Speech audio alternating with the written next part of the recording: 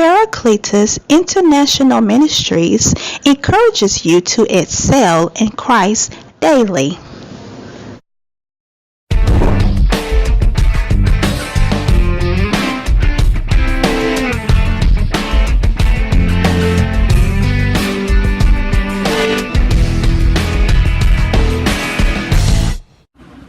Let's pray first. Father in heaven, we thank you for this opportunity to come one more time, oh Lord, to present this word.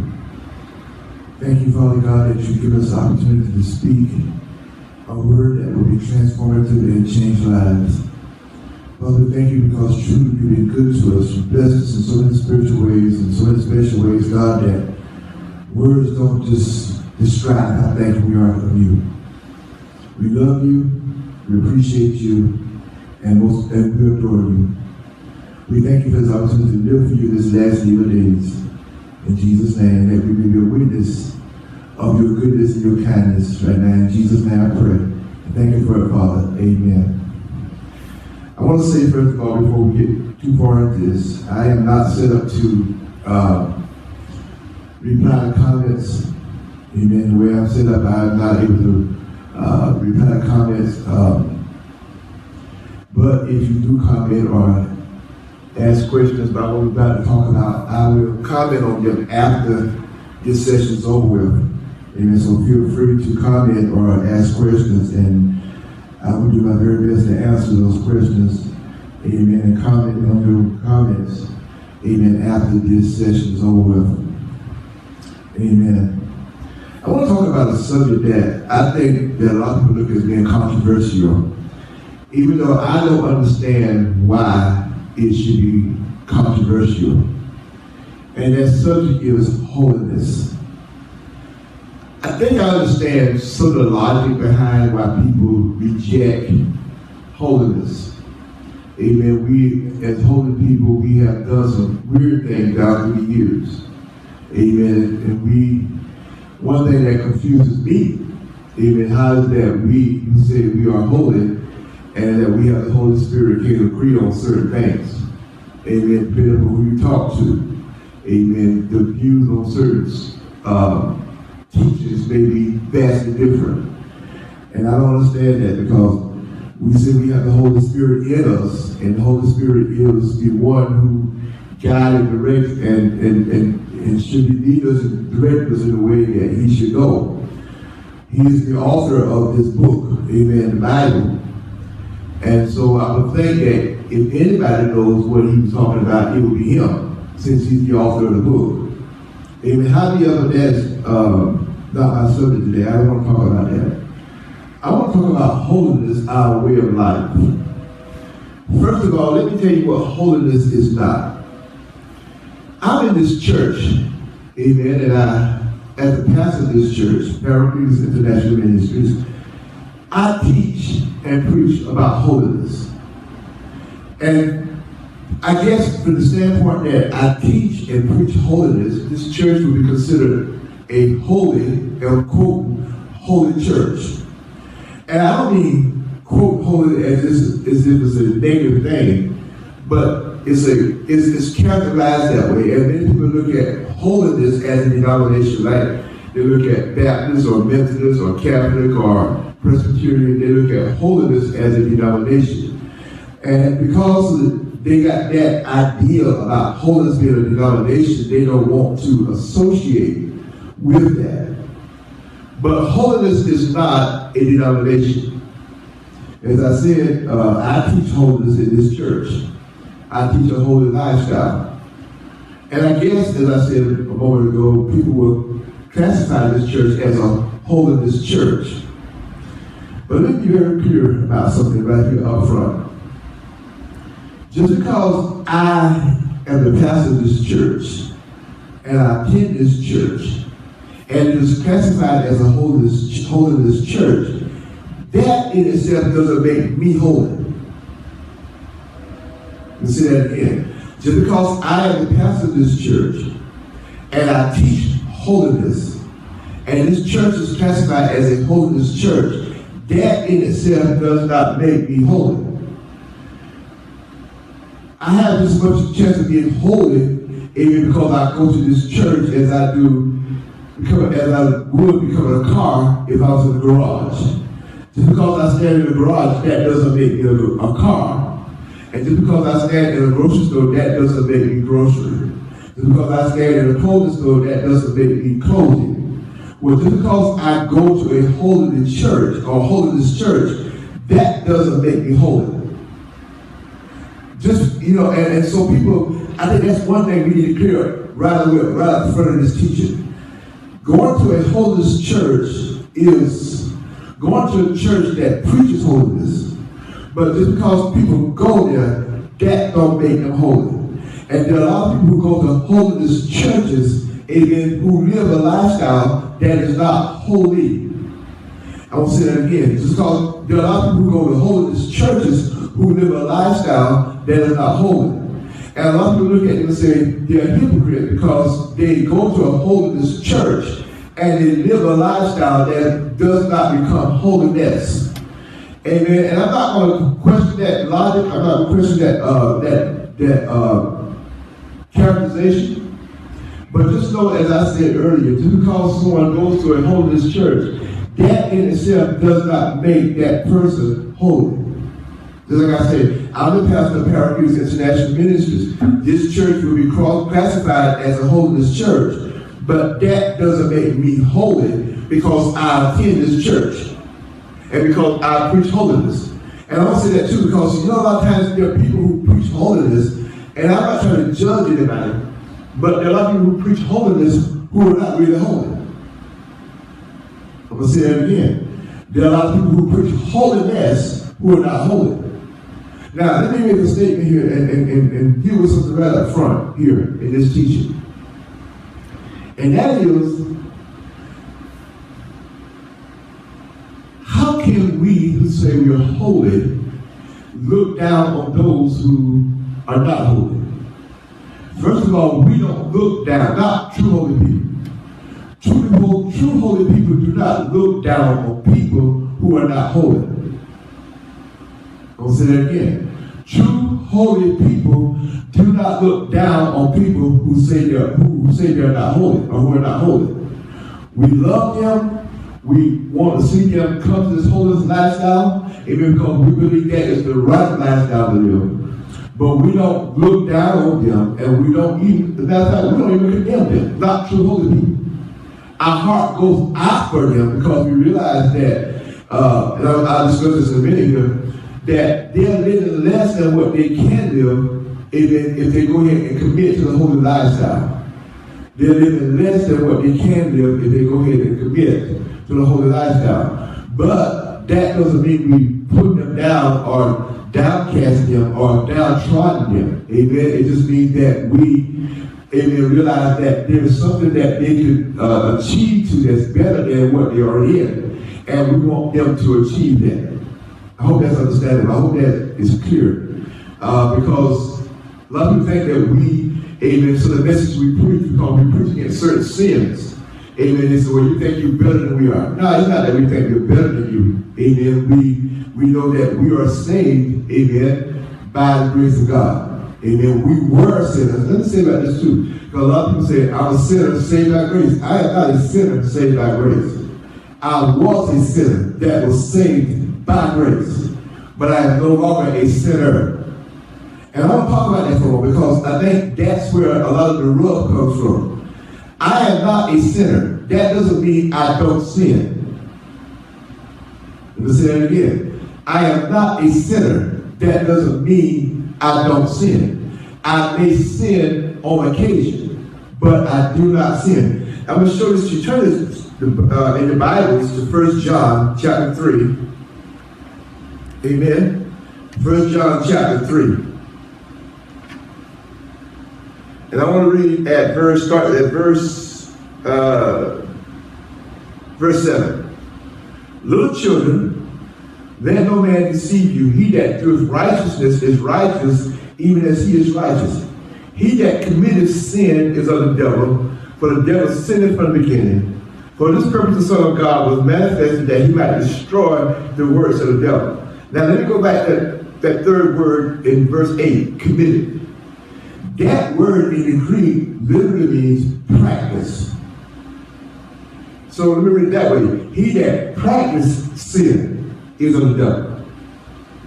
He who practices, your practice is, if you play sports, you practice in the sport you play. If you play a musical instrument, you practice that musical instrument. Well, practice sin means that just like you practice that musical instrument or you practice that sport, that you are living a lifestyle of sin. You're practicing it. It's like we say about a doctor. When you go to the doctor, he's practicing medicine. I guess that's probably a better illustration. The doctor is practicing medicine. His lifestyle is medicine. Everything he does is around medicine. Well, a person practices sins, everything they do is around that lifestyle. That's all they do. They sin, they sin, they sin, they sin, they sin. And John is saying, he that practices sin is of the devil.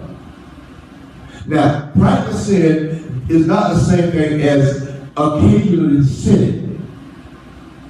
Occasionally sinning means that we may sin today, we may sin next week, we may sin next year, we may sin next decade. But it's not a consistent thing. We don't practice sin. We don't sin on a daily basis. We look for opportunities to live righteously before God, to walk upright before God, but we don't practice sin. Practicing sin is of the devil. And I tell you, and I will be honest with you here, I don't believe any child of God can practice sin. The Holy Ghost won't let you do it. Because the Bible talks about the Holy Ghost convicting us of sin. Convicting us of sin. So that if I, as a child of God, am practicing sin, the Holy Spirit will speak and say, hold it, son. Whoa, back up. You're not supposed to be doing that. And you're not supposed to be doing that because I have set you free from that. So he convicts me of it. And when he convicts me of it, I feel bad about it because I've hurt him. I've hurt him. And because I hurt him, I feel bad and I come under conviction and I feel like, oh God, I did that. I'm so sorry. I just feel nasty on the inside because I have violated God. Amen. And I don't do that on a daily basis. I don't do that every day. I don't do that every month. I don't do that every year because I don't want to hurt God. I don't want to do anything to offend God, and I don't want to do anything to separate me from God or separate God from me. So I don't practice sin, and those of us who are children of God, we don't practice sin.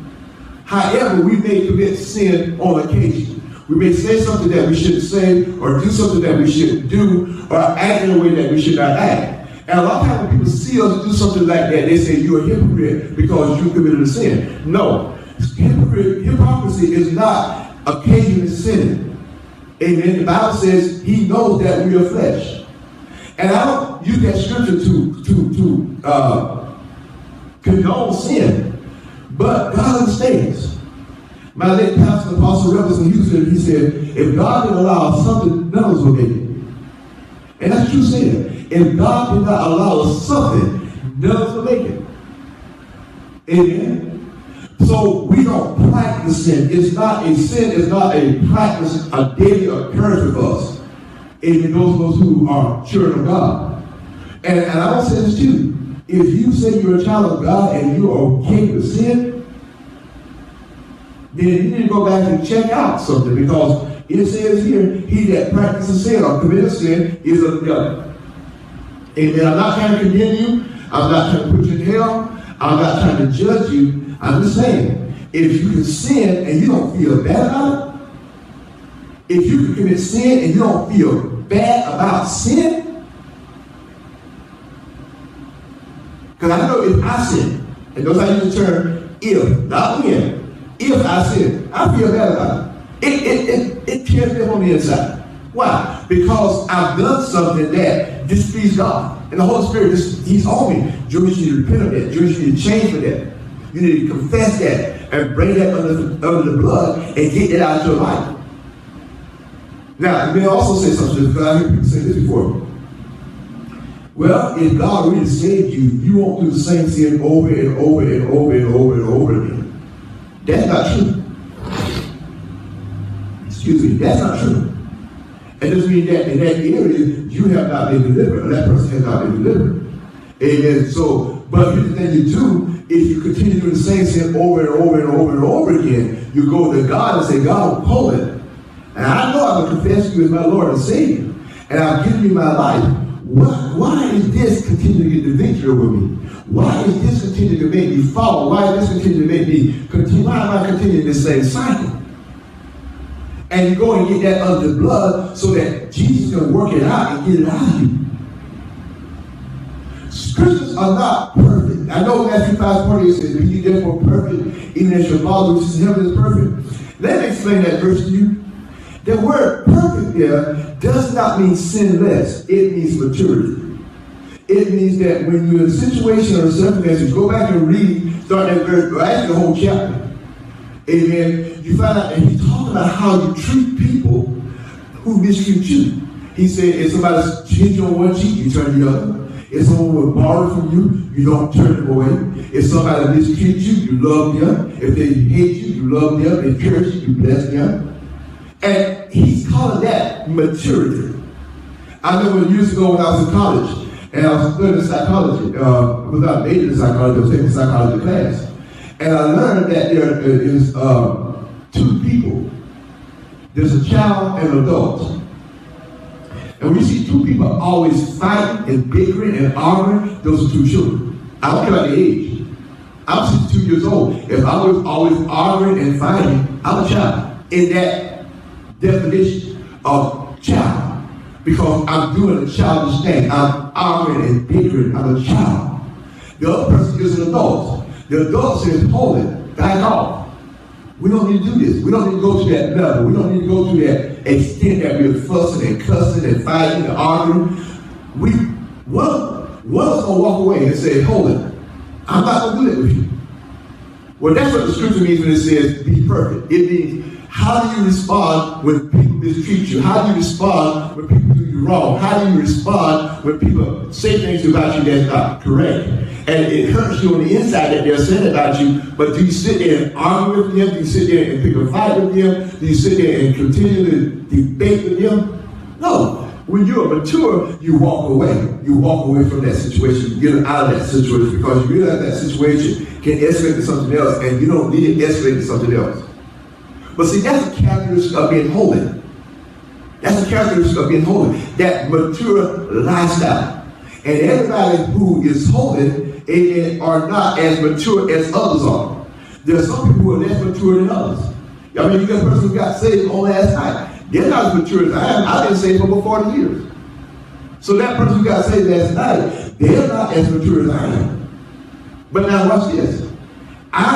Even though I've been saved for over 40 years, I may not be as mature as somebody who's been saved 10 years.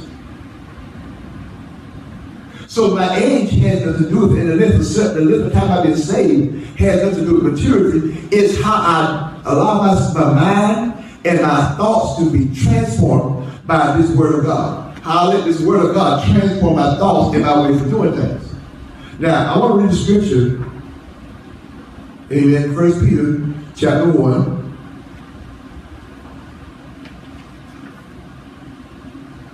1 Peter chapter 1. And y'all forgive me, this is a sort of a new Bible. This pages are hard to turn.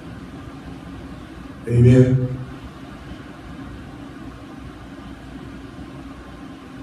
First Peter chapter 1, verse 15 and 16. But as he which hath called you is holy, so be ye holy in all manner of conversation. Because it's written, be ye holy, for I am holy. Now a lot of people when they read those verses, they think, I can't do that. There is no way that I can be holy. Not as holy as God is. Now I want to take that from two standpoints. First of all, if you were born again, I just read it in 1 John 3:7, he that doeth righteousness is righteous, even as he is righteous. If you're born again, you're just as holy as God is. You may not be mature. You may not have developed that level of maturity yet that you need to grow into. But when you get born again, you're just as holy as God is. I'm going to run that through again. When you get born again, you're just as holy as God is. It's just you may not be as mature in that. You may have not developed in that as you should have. Amen. Especially since you've been saved only a day. or a week, or a month, or a year. You got some growing. The Bible says, it says, as a newborn baby desire the sincere milk of the word that you may grow thereby. So when you first get saved, you're a newborn baby. You got to grow, you got to develop, you got to mature, you got to grow from infant stage to adult stage in God. So just because you sin on occasion, that doesn't mean that you're not holy. Amen. Let me just use a very simplistic example. You get a baby, baby's born, parents carry that baby. After a while, that baby begin to crawl. Now, the baby comes to a point where it's time for him to grow, to start walking. Now, his first steps, he's going to fall. In most cases, he's going to fall. Now, watch this. As he's being carried, as he's crawling, as he's learning to walk, that doesn't make him not a person. That doesn't mean he's not a person. It just means that he has to develop. He has to grow. He has to get strength in his legs when he's starting to walk. So when this is a newborn baby in Christ, you just got saved, you got to develop, you got to grow, you got to be mature. And I'm saying this because I'm trying to set you free, because a lot of times when you get saved and people find out you just got saved, they come and say, if you were saved, you would do it. If you really were saved, you would do it. Now, don't let that condemn you. Don't let it. The Bible says in the 8th chapter of Romans, there is therefore now no condemnation for those who are in Christ Jesus, who walk not after the flesh, but after the Spirit. If you're in Christ, you're not condemned by that. You're not the same person. You're a new creature. First, the Bible says what? If any man be in Christ, is what? A new creation. He's somebody who never existed before. Amen. It's just that now, just because you got saved last night or yesterday or last month or whatever, you got to develop, you got to grow. So don't let anybody tell you if you just got saved that you're not saved. No, don't let that devil put that thought in your head. Don't let that devil discourage you. It just means that you got to develop. Now, the other side of the coin is this.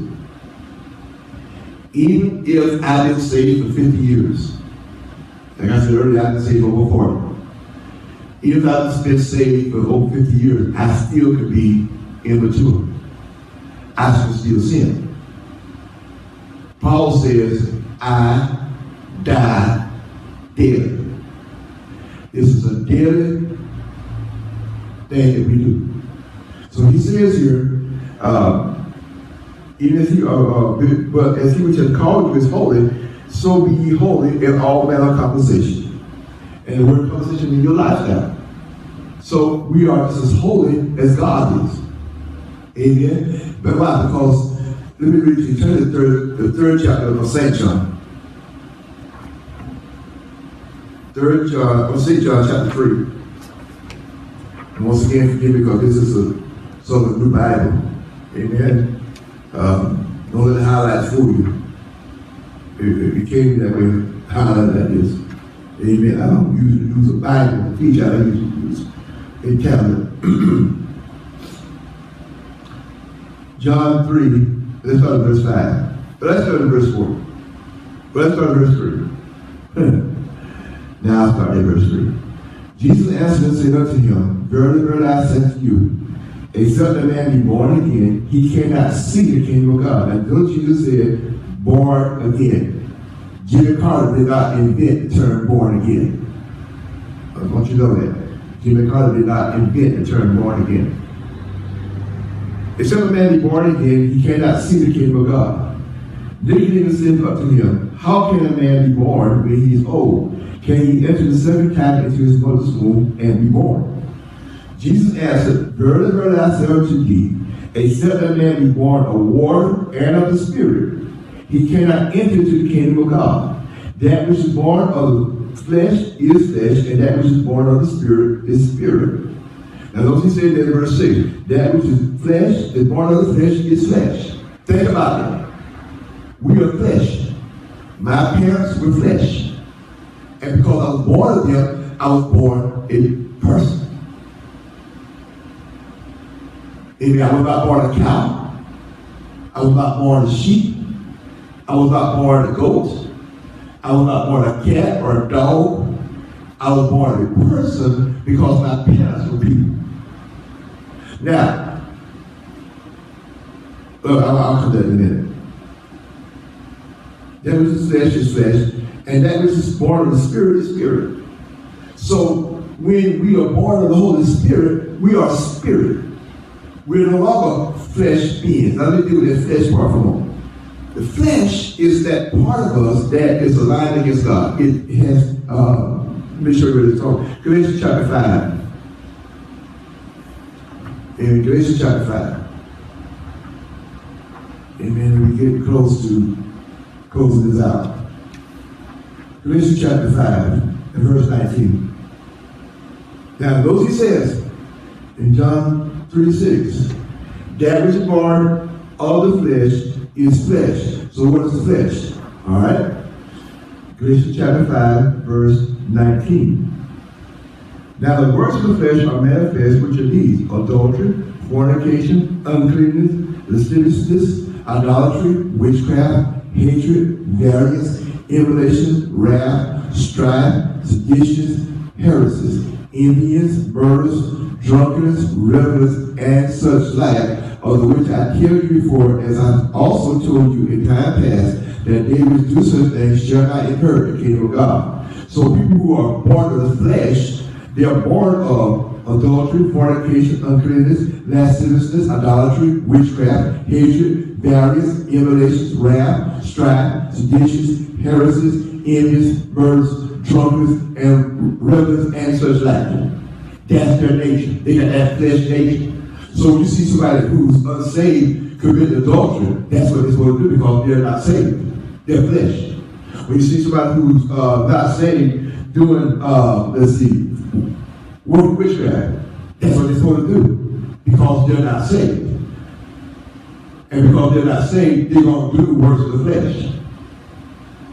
Okay? Now, he goes on and says in John 3:6, and that which is born of the Spirit is spirit.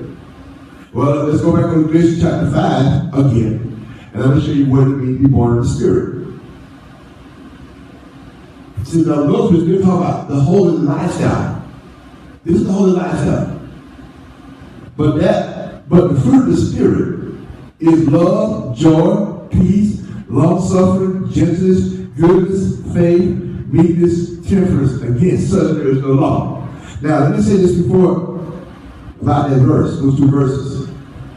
Although these things, love, joy, peace, etc., applies to the Father, applies to Jesus, the Son, and the Holy Spirit, they are not the subject of this passage. Just like in 19 through 21, Satan is not the subject of that discussion. He's talking about people. Well, in 22 and 23, he's also talking about people. So yes, these things apply to the Father, they apply to the Son, they apply to the Holy Spirit, but he's talking about our recreated spirit. And so, since the Spirit of God, the Holy Ghost, is love, I'm love because I'm born of the Spirit. Since the Holy Ghost is joy, I'm joy because I'm born of the Spirit. Since the Holy Ghost is peace, I'm peace because I'm born of the Spirit. Since the Holy Ghost is long-suffering, I'm long-suffering because I'm born of the Spirit. Because since the Holy Ghost is gentleness, I am gentle because I'm born of the Spirit. Because since the Holy Ghost is goodness, I'm goodness because I'm born of the Spirit of God. Since the Holy Ghost is faithful, that word is F-A-I-T, but it should be translated faithful. Since the Holy Spirit is faithful, I'm faithful because I'm born of the Spirit of God. Since the Holy Ghost is meek, I'm meek because I'm born of the Spirit of God. And since the Holy Ghost is temperate, temperate means self-control. Since the Holy Ghost exercises and the Holy Ghost is self-control, I'm self-controlled because I'm born of the Spirit of God. So he says in John 3:6, that which is born of the Spirit is spirit. So I have that spirit nature, the Holy Spirit nature in me, and that makes me holy. So he says on in 1 Peter, he said, be ye holy as he is holy. He said, develop that lifestyle that's God's lifestyle. And if you sit back and say, I can't do it, you'll never try to do it. You'll never try to advance in that. But once you say, you know what? I can be that because God says I can be that. I can do that because God says I can do that. I can live that way because God says I can live that way. Once you come to that conclusion in your heart, then you find out, wait a minute, this holy life is not a bad life to live. It's not a bad life to live. Now, let me say this. I know that people frown on holiness because of some practice that holiness people used to do long years ago. Amen. That calls holy rollers. Holy rolling does not occur anymore as far as I know. And it does, it happens and I don't know about it. But as far as I know, holy rolling does not happen in any holy church. When I say holy church, I'm talking about church that teach and preaches holiness. Now, it may happen somewhere, and I just don't know about it. But as far as I know, it doesn't occur anymore. Well, what I understand holy rolling is, what I understand about holy rolling is that years ago, I mean years and years and years and years and years ago, that as a test to see if a person really was holy, a man or a woman, they would wrap them up in a blanket or wrap them up in some kind of sack or something and put them on the floor and have them roll. And they would stand back and watch to see how they would come out of that situation. You got a man and a woman rolling together. Obviously, that's an area for temptation. And so they would put them down there and roll around on the floor and see if they come out filled with lust and touching one another and want to go to bed. And if they pass that test, they say they're holy. Well, we don't, thank God we don't do that anymore.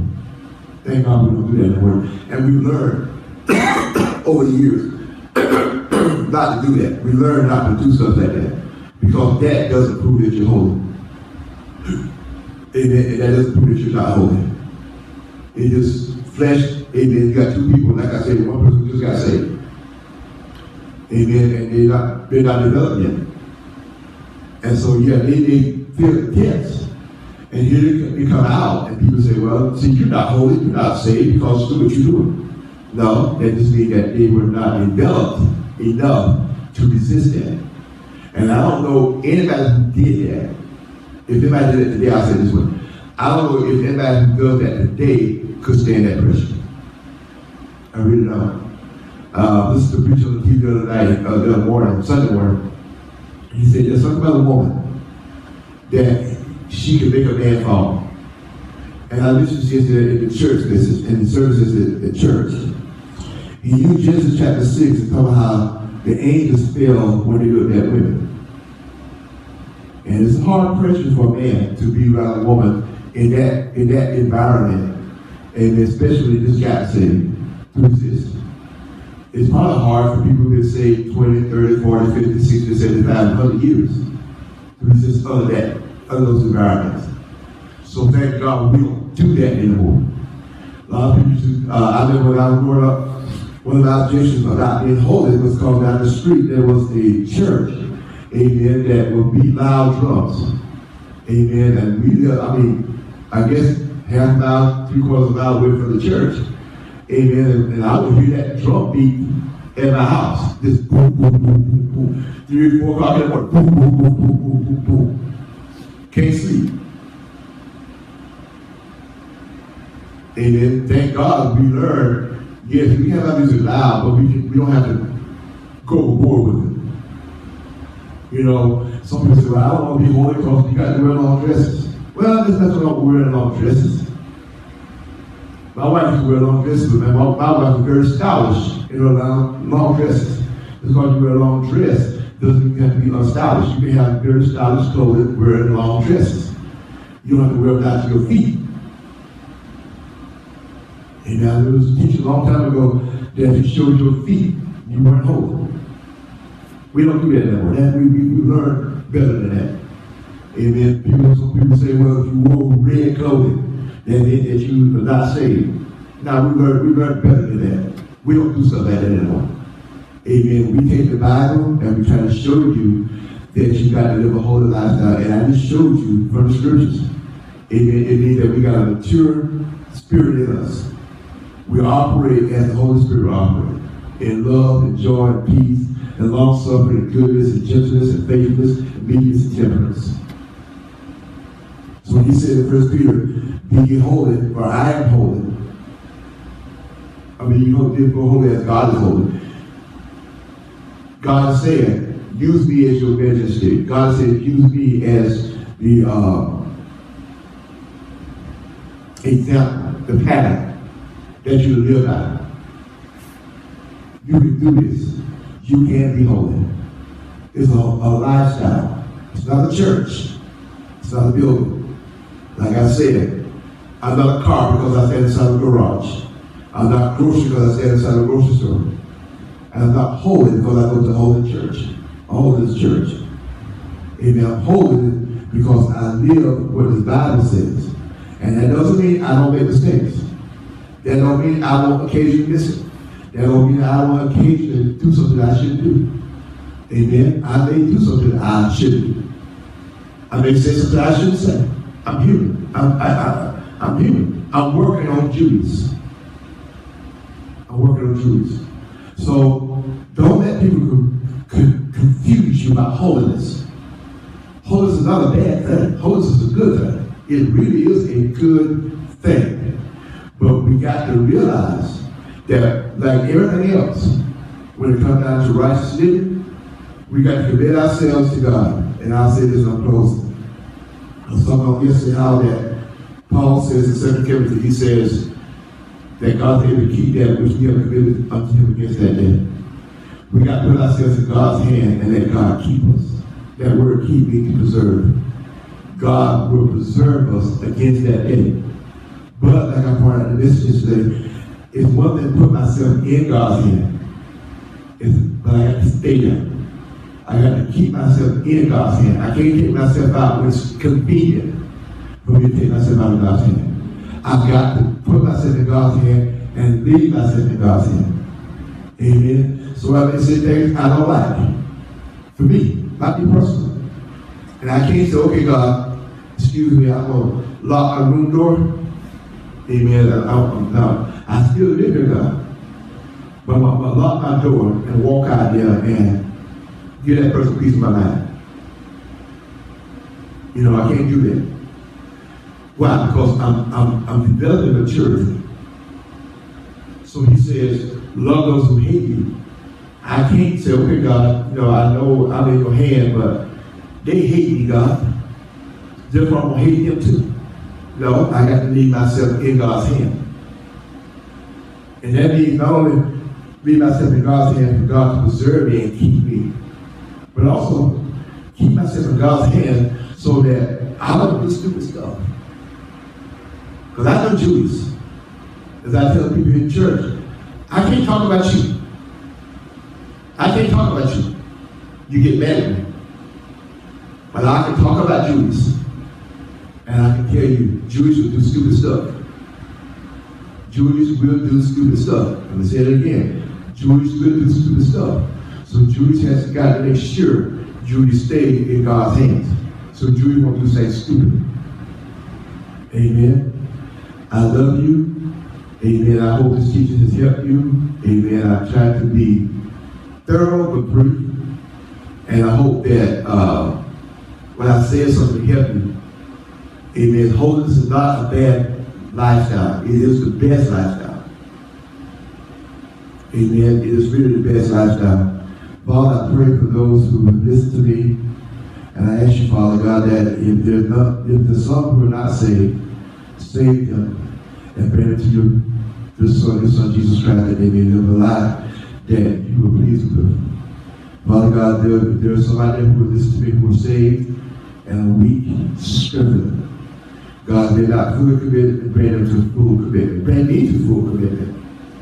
And Father God, there are some of us who are mature, super mature. Keep us mature. Father God, heal every sick body, regulate every mind. God, somebody's got a heart problem. Heal that heart problem right now in the name of Jesus.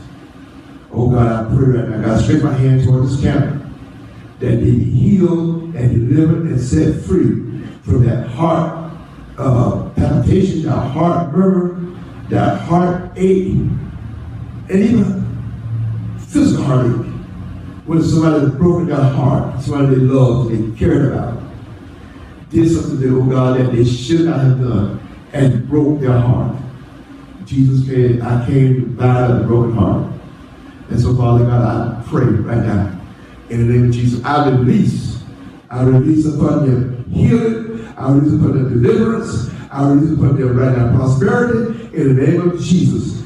Amen. Praise God. Thank God.